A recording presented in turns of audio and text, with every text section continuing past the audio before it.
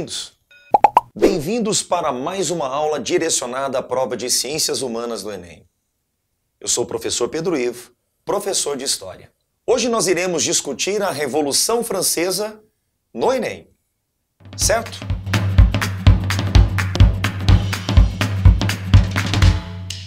O processo revolucionário francês se estende de 1789, com a ocupação da Bastilha, a 1799, quando houve o golpe 18 de Brumário, que colocou Napoleão Bonaparte no poder. São 10 anos de revolução. No entanto, antes de 1789, já havia na França uma atmosfera, um cenário propício para a revolução. Quais acontecimentos contribuíram, levaram ao processo revolucionário francês? Vamos para as suas causas. Primeira causa, o desejo de ascensão política da burguesia. Próxima, a existência de vestígios feudais no país. Entenda que a Revolução Francesa eliminou os últimos elementos feudais encontrados na França. Próximo ponto, o sofrimento popular, a angústia das camadas populares, a miséria, a pobreza e principalmente a fome colocaram setores populares no processo revolucionário francês. Um outro antecedente é o absolutismo de Luís XVI, a indiferença, a ostentação da corte francesa, uma ostentação que partia principalmente de Maria Antonieta, a rainha. Podemos tratar também como antecedente da Revolução Francesa os distúrbios climáticos. Explico melhor. Antes de 1789, ocorreram anos de secas e inundações na França. As variações climáticas destruíram a produção agrícola, encarecendo o preço dos alimentos. Pensa comigo, alimentos mais caros, cenário de fome. A crise econômica do Estado francês também contribuiu de forma decisiva. A crise econômica do Estado está associada aos altos gastos da corte, ao desequilíbrio orçamentário, aos gastos de guerra. Aí eu faço uma pausa. A França, sem condições econômicas, participou de 2 grandes conflitos: Guerra dos 7 Anos contra a Inglaterra e a Guerra de Independência dos Estados Unidos. A França perdeu a Guerra dos 7 Anos. A derrota no confronto a coloca na Guerra de Independência dos Estados Unidos contra a Inglaterra. Essa desorganização financeira acabou contribuindo para o processo revolucionário francês. Sabem por quê? À medida que a crise econômica se agravava, o rei elevava os impostos. E os impostos sobrecarregavam o terceiro estado da sociedade francesa. E este é mais um elemento, mais um antecedente da Revolução. O peso sobre o terceiro estado. Os altos impostos sobre o terceiro estado. Meus amigos, o primeiro estado da sociedade francesa era o clero. O segundo estado da sociedade francesa, a nobreza. O terceiro estado da sociedade, burguesia e camadas populares. Clero e nobreza não pagavam impostos. Eram privilégios de origem feudal mantidos pelo Estado absolutista francês. Primeiro e segundo estado, isentos de tributos. E mais, recebiam pensões do governo. O terceiro estado da sociedade pagava os impostos e representava mais de 97% da população francesa. Conclusão: uma minoria privilegiada, uma maioria sobrecarregada para a manutenção desses privilégios. Para facilitar o estudo da Revolução Francesa, vamos analisar o processo respeitando 3 etapas, 3 fases. A primeira vai de 1789 a 1792. Chamaremos de Assembleia Nacional Constituinte.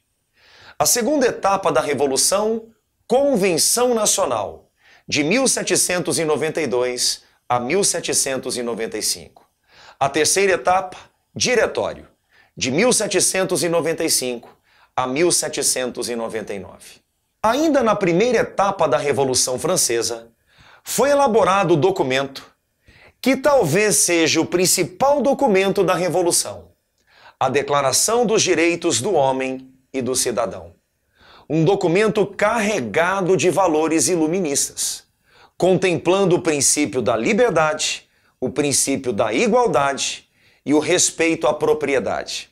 Na segunda etapa do processo revolucionário francês, houve execução do rei Luís XVI.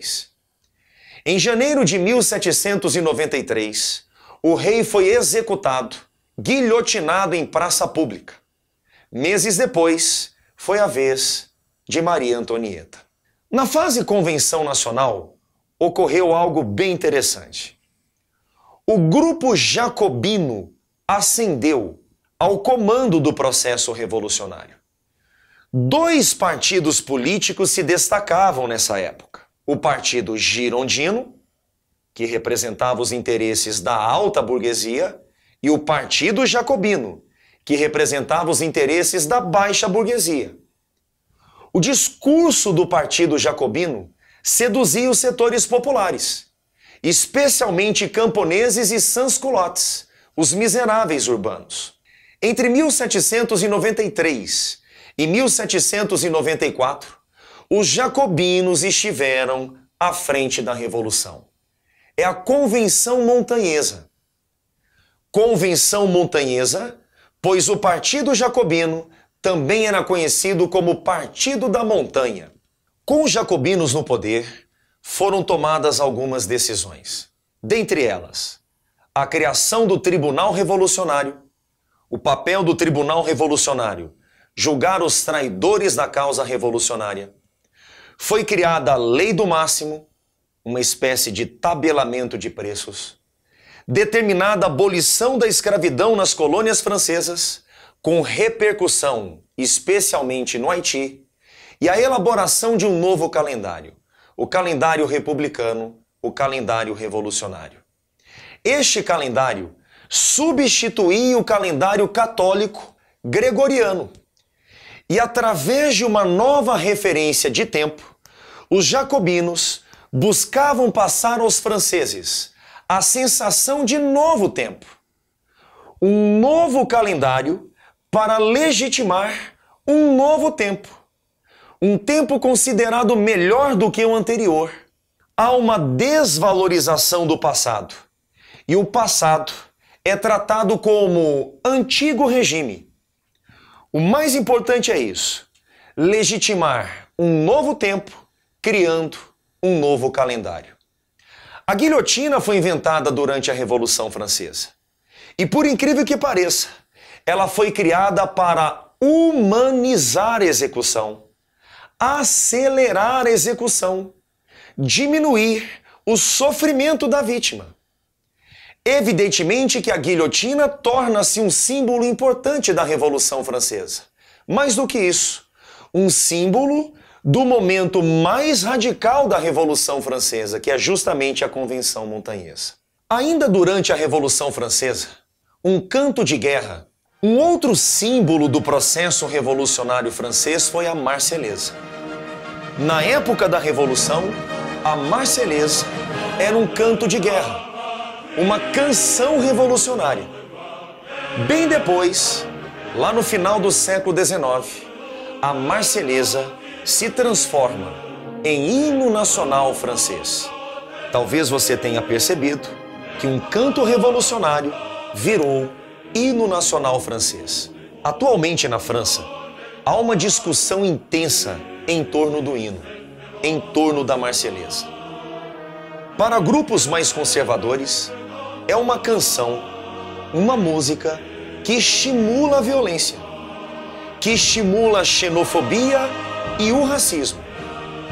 Bem, temos que levar em consideração que o momento em que a Marselhesa foi produzida era um momento de guerra e de processo revolucionário.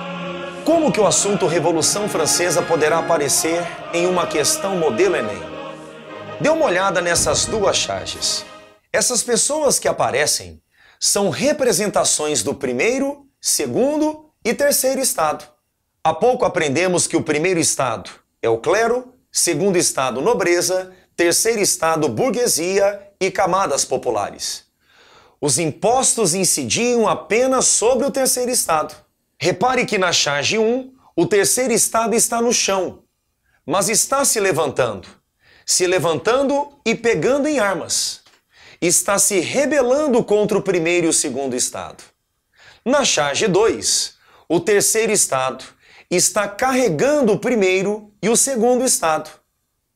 A imagem faz alusão ao peso que o terceiro estado carregava. Peso associado aos impostos. Espero que você tenha gostado da aula. Deixe o seu like. Compartilhe o vídeo. Faça a sua inscrição. Compartilhe os nossos vídeos.